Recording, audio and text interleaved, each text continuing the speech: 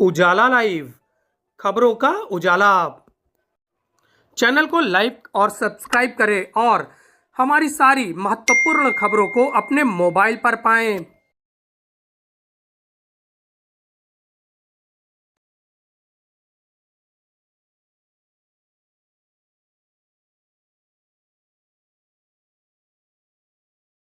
मोतीलाल नेहरू राष्ट्रीय प्रौद्योगिकी संस्थान प्रयागराज का 21वां दीक्षांत समारोह 21 नवंबर को सुबह 10 बजे से आयोजित किया जाएगा, जिसमें विभिन्न पाठ्यक्रमों के छात्रों को डिग्री प्रदान की जाएगी।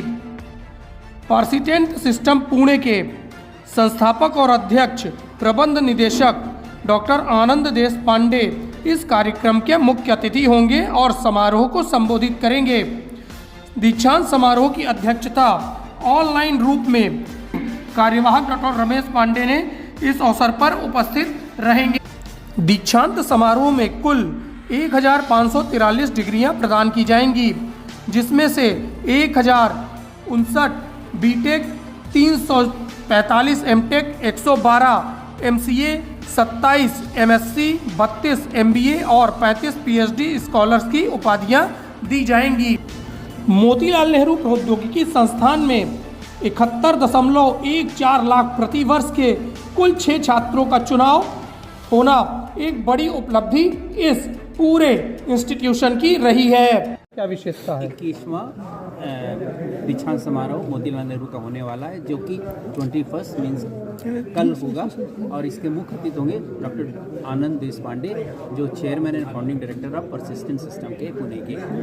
और इसमें जो हमारे एक कैलाश राव जी आ रहे हैं, वो पीएसए के, वो गेस्ट ऑफ ऑनर रहेंगे, भोपाल से आ रहे हैं। इसमें हम लोग करीब अप्रॉक्सीमेटली जो है वो 1583 डिग्रियाँ देंगे, जो इंक्लूडेड है BTech, MTech, MCA, PhD, something.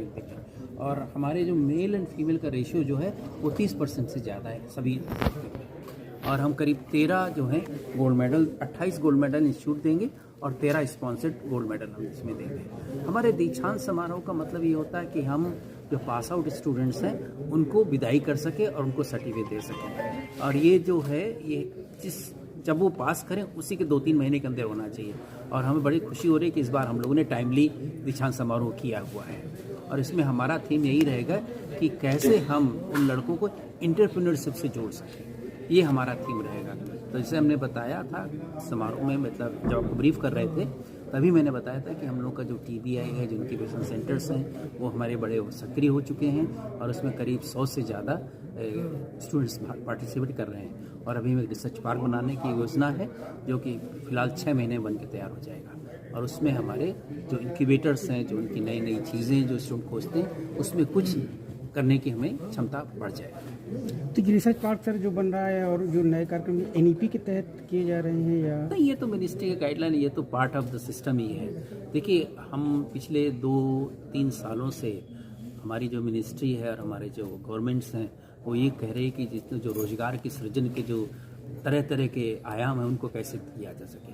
Government job कम हो रही हैं, प्राइवेट से इंडस्ट्री बढ़ रही हैं, तो उसी के एक समय कि लड़कों के जो आइडियाज़ हैं उनको हम कैसे करें। जितने भी विकसित देश हैं उसमें गवर्नमेंट केवल स्पॉन्सर करती है, लेकिन आइडियाज़ तो स्टूडेंट्स से थ्रू आते हैं, यूनिवर्सिटी से, इंस्टीट्यूट से।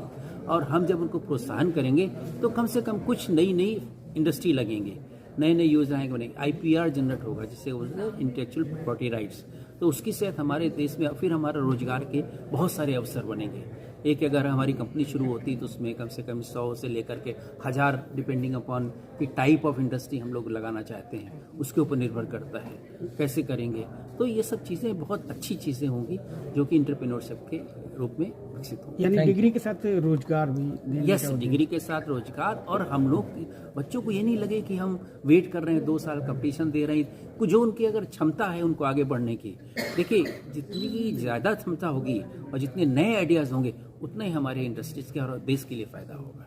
जब नई इंडस्ट्री लगाएंगे, नई क्षमता के साथ लगाएंगे, तो कुछ नया करने की जो हमारी क्षमता होगी वो बहुत अच्छी होगी।